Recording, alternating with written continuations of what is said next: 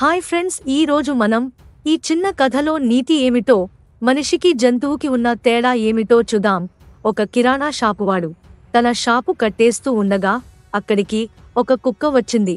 దాని నోట్లో సరుకుల లిస్టు మరియు డబ్బు నోట్లు ఉన్నాయి. షాపువాడు ఆశ్చర్యపోతూనే లిస్ట్ చదివి సరుకులన్నీ సంచిలో ప్యాక్ చేసి దాని నోటికందించాడు. అది అక్కడి నుంచి వెళ్ళిపోయింది.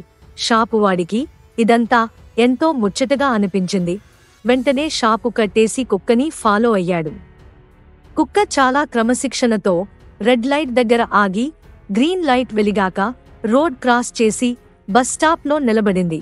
వస్తున్న బస్సుల నెంబర్లు అన్నీ చదివి తనకి కావలసిన బస్ రాగానే ఎక్కింది.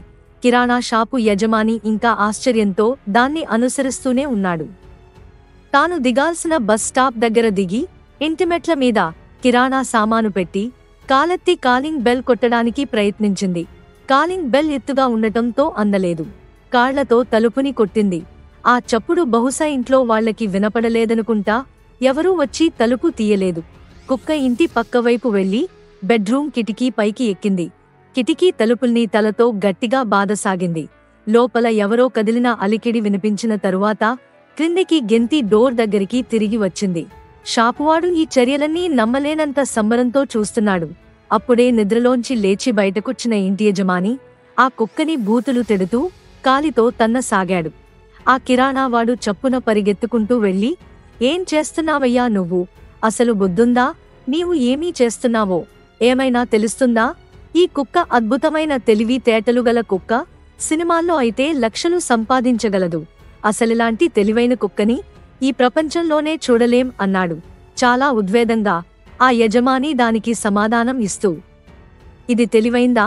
ఇది బయటికి వెళ్తున్నప్పుడు ఇంటి తాళం చెవి తీసుకు వెళ్లకుండా వెళ్ళి తిరిగొచ్చి పడుకున్న నన్ను డిస్టర్బ్ చేయటం ఈ వారంలో ఇది రెండోసారి అన్నాడు.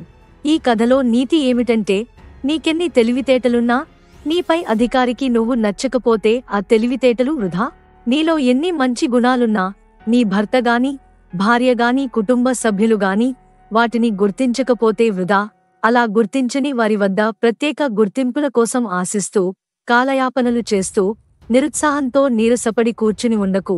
నీ అవసరం ఉన్న చోట నీ తెలివితేటలు, నీ శక్తి సామర్థ్యములు చూపించి కీర్తిని గడించి జీవితంలో ఎదగడం నేర్చుకోండి. డబ్బుడాబు ఉన్న కొంతమంది మూర్ఖులు ఇప్పటికీ వివేకవంతులైన తెలివిగలవాళ్లకి ఇక్కడ కథలోని కుక్కకి ఇచ్చిన విలువనే సమాజమిస్తుంది. మిత్రులారా, ఇది నేటి ప్రస్తుత ప్రపంచంలో తెలుసుకోవాల్సిన ముఖ్య విషయం. మిగతా చుట్టూ ఉన్నవారి సేవను కూడా గుర్తించకుండా కుక్కలాగా పనిచేస్తున్న మూర్ఖుల్లారా, ఇకనైనా కొద్దిగా మారండి. మన పని మనం చేస్తూ పోదాం. ప్రగల్భాలు, కాలయాపనలు వద్దు. ఇది ఫ్రెండ్స్ కథ మీకు నచ్చింది అని నేను అనుకుంటున్నాను. ఈ వీడియో కనుక మీకు నచ్చినట్టు అయితే లైక్ చేసి షేర్ చేయండి.